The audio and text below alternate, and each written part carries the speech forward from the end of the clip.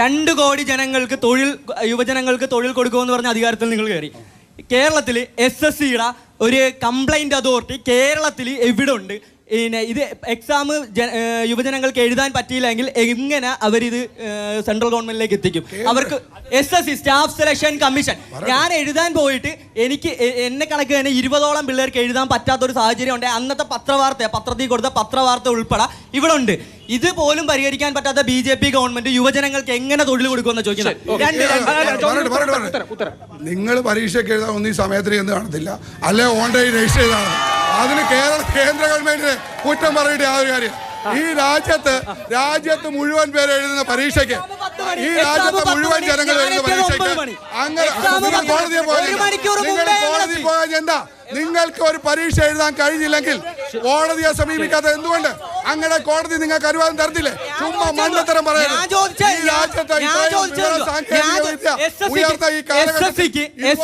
Complaint എവിടെ register ചെയ്യും? കേരളത്തിൽ എന്താ SSCക്ക് എന്ത് അതോറിറ്റി ഉണ്ട് എന്നാണ് ഞാൻ ചോദിക്കുന്നത്. ഓൺലൈൻ രജിസ്റ്റർ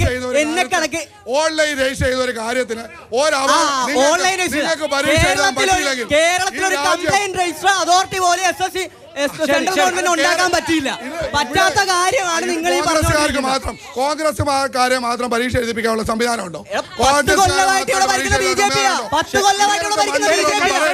4 മാസമായി ഓട്ടോ കാസ്റ്റിൽ ശമ്പളമില്ല. 10 കോടി മുടക്കിയ സോളാർ പാനൽ പദ്ധതി ഇന്നും നോക്കൂത്തിയായിട്ട് അവിടെ വെറുതെ കിടക്കുക. പടവളങ്ങ തോട്ടം പോലെ. ഇവർക്ക് ഒരു തിരിച്ചറിവില്ല, ഒരു അറിവില്ല. ഒന്ന് ഹൈവേ കൂടെ പോയി ഓട്ടോ കാസ്റ്റ് എന്റെ കൂടെ വന്നാൽ ഞാൻ വണ്ടി കൊണ്ടുപോകാം. രാവിലെ എന്റെ കൂടെ വന്നാൽ ഞാൻ വണ്ടി കൊണ്ട് ഓട്ടോ കാസ്റ്റ് അവിടെ ശമ്പളം ഇല്ല നിങ്ങളൊന്ന് പറഞ്ഞു കാണിക്കും. ഞാൻ പറയാം, ഞാൻ കൊണ്ടുവരാം. എന്റെ കൂടെ വാ, എന്റെ കൂടെ രാവിലെ വാ, ഞാൻ കൊണ്ടുപോകാം.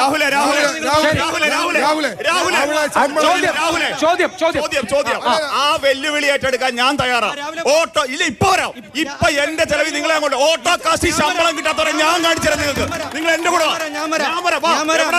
പിന്നെ രണ്ടാമത്തെ ഇവിടെ അനിലേട്ടൻ ചോദിച്ചു. ഇവിടെ അനിലേട്ടൻ പറഞ്ഞു കഴിഞ്ഞ നരേന്ദ്രമോദി സർക്കാരിന്റെ കാലത്ത് തൊഴിൽ കൊടുത്തതിന്റെ കണക്കൊക്കെ പറഞ്ഞു. അതിനൊപ്പം നിങ്ങൾ 30 ലക്ഷം അധികാരത്തിൽ വന്നാൽ 30 ലക്ഷം തൊഴിൽ കൊടുക്കുമെന്ന് അല്ലാട്ടുള്ള പറഞ്ഞു. കഴിഞ്ഞ മൻമോഹൻ സിംഗ് സർക്കാരിന്റെ കാലഘട്ടത്തിൽ കഴിഞ്ഞ 10 വർഷം മൻമോഹൻ സിംഗ് ഭരിച്ച 10 വർഷം എത്ര പേർക്ക് നിങ്ങൾ കേന്ദ്ര ഗവൺമെന്റിൽ നിയമനം കൊടുത്തു നിങ്ങൾക്ക് പറയാൻ പറ്റും? നിങ്ങൾ 35 UPA ഗവൺമെന്റ്, അത് തന്നെ മൻമോഹൻ സിംഗിന്റെ ഗവൺമെന്റ് കാലഘട്ടത്തിൽ 10 വർഷം നിങ്ങൾ എവിടെ കൊടുത്തു?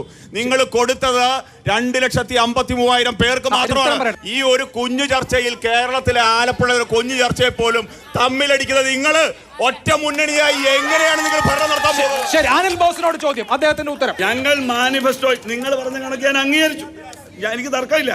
പക്ഷേ ആ 10 വർഷത്തെ ഗവൺമെന്റ് മാറി നിങ്ങൾക്ക് ഗവൺമെന്റ് വരാൻ ജനങ്ങൾക്ക് മുമ്പാകെ നിങ്ങൾ വെച്ച ഫസ്റ്റ് ഓഫറാണ് പ്രതിവർഷം 2 കോടി തൊഴിലുകൾ കൊടുക്കുക എന്ന് പറയുന്നത്. ഈ 10 വർഷം വന്നാൽ 20 കോടി ആളുകൾക്ക് കൊടുക്കേണ്ട നിങ്ങൾ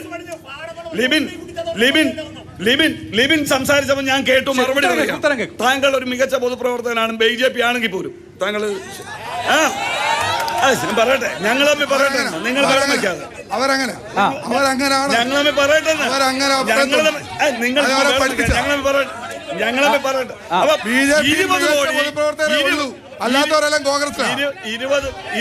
20 കോടി ആളുകൾക്ക് നിങ്ങൾ ജോലി കൊടുക്കണം. ആ നിങ്ങളുടെ കാലയളവിൽ 30 ലക്ഷം ഒഴിവുകൾ, റിട്ടയർമെന്റ് വേക്കൻസികൾ, താൽക്കാലികമല്ല, പിൻവാതിലല്ല, മറ്റൊന്നുമല്ല, ഡയറക്റ്റ് വേക്കൻസികൾ 30 ലക്ഷം കിടക്കുന്നു.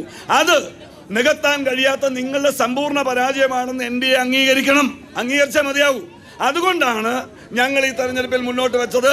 ആ ഒഴിവുകൾ 3 മാസത്തിനകം ഞങ്ങൾ നിങ്ങളെ കണ്ടതിന് സാധ്യമല്ല എന്ന് നിങ്ങൾക്ക് ഉറപ്പാണ്. ഈ രാജ്യത്തെ സർക്കാർ നിയമനം മാത്രമല്ല, സ്വകാര്യ മേഖലയിലും ഇവിടുത്തെ പൊതു നിർമ്മാണ രംഗത്തും ഇവിടുത്തെ വികസന പ്രവർത്തനങ്ങളും എല്ലാം തൊഴിൽ കൊടുക്കുന്നുണ്ട്. അത് നരേന്ദ്രമോദി സർക്കാർ കൊടുക്കുന്ന തൊഴിലാണ്.